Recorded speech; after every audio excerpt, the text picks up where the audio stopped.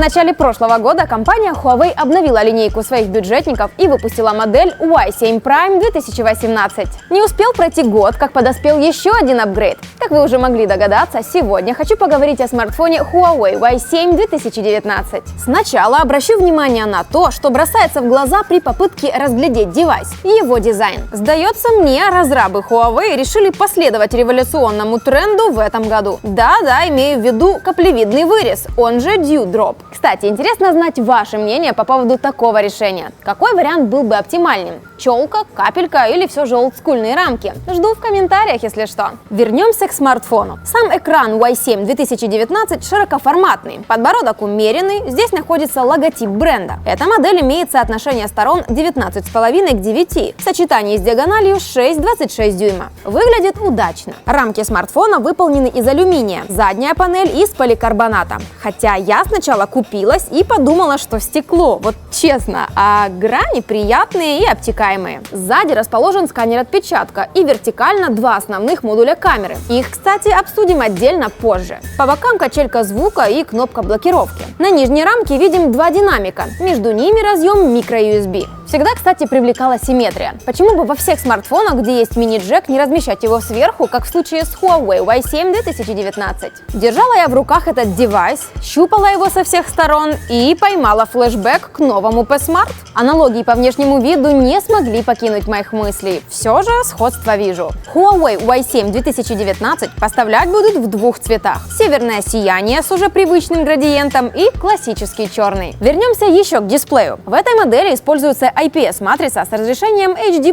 Пользоваться комфортно, шрифты читать удобно. Для ежедневного пользования соцсетями Y7 хорош. Выделяющиеся пиксели не замечаются точно. А что же по начинке, спросите вы? И я отвечу, что этот девайс работает на чипсете Qualcomm Snapdragon 450, который построен на 8 ядрах Cortex A53 с тактовой частотой 1,8 ГГц. Здесь установлен графический ускоритель Adreno 506. Это уже не 430-й дракон, как у предшественников, все же он приближен к Snapdragon 625. В тесте Antutu сей девайс набрал 73 тысячи очков. Программное обеспечение осталось неизменным – Android 8.0 Oreo. А вот оболочку Emotion UI прогнали до версии 8.2, немного освежив интерфейс. В повседневных задачах смартфон летает. Лаги и вылеты из приложений бывают только в условиях большой нагрузки. В нетребовательные игры, такие как Angry Birds, Zombie Wood, Door Kickers, можно позалипать с лихвой. И даже PUBG Y7 тянет на легких настройках без просадок FPS. Из фишек оболочки выделю удобную кнопку навигации, возможность изменения цветопередачи дисплея и режим управления одной рукой и жестами. Например, выключение звука входящих вызовов переворотом телефона экраном вниз, быстрый скриншот с помощью свайпа вниз 3 пальцами по экрану и активация устройства поднятием. А также это Face Unlock. Помимо стандартной активации смартфона, фича умеет отображать уведомления на экране блокировки в скрытом виде до тех пор, пока смартфон не узнает владельца. Или же они могут быть открыты для всех. Работает Face Unlock практически так же быстро, как и сканер отпечатка. Не среагировал он только в условиях очень плохой освещенности. Заметила, что в вечерние часы автоматически включается режим защиты зрения. Его цветовую температуру и время активации можно регулировать. Полное расширение экрана во время игр доступно, это плюс. Большинство приложений оптимизировано под такой режим.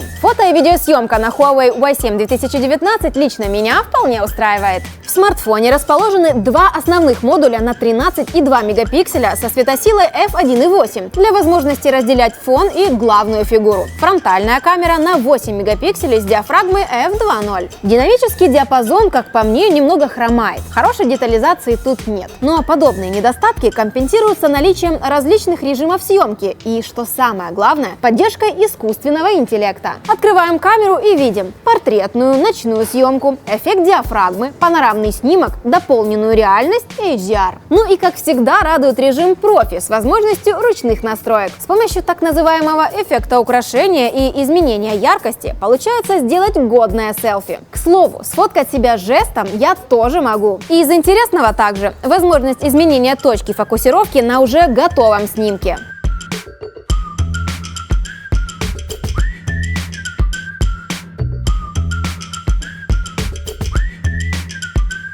Емкость аккумуляторов Huawei Y7 2019 традиционно большая, а это 4000 мАч. Поэтому о заряде батареи можно забыть. Дня на 2 активного пользования так точно. И тут уже HD разрешение сыграло положительную роль. Но прогнать аккумулятор до сотни быстро не удастся, так как от microUSB никуда не деться. Пару слов скажу о слотах для сим-карт. Их, как вы понимаете, 2, так что без гибридности. Это плюс. Да и расширить память можно не до привычных 256 гигабайт, а до 512.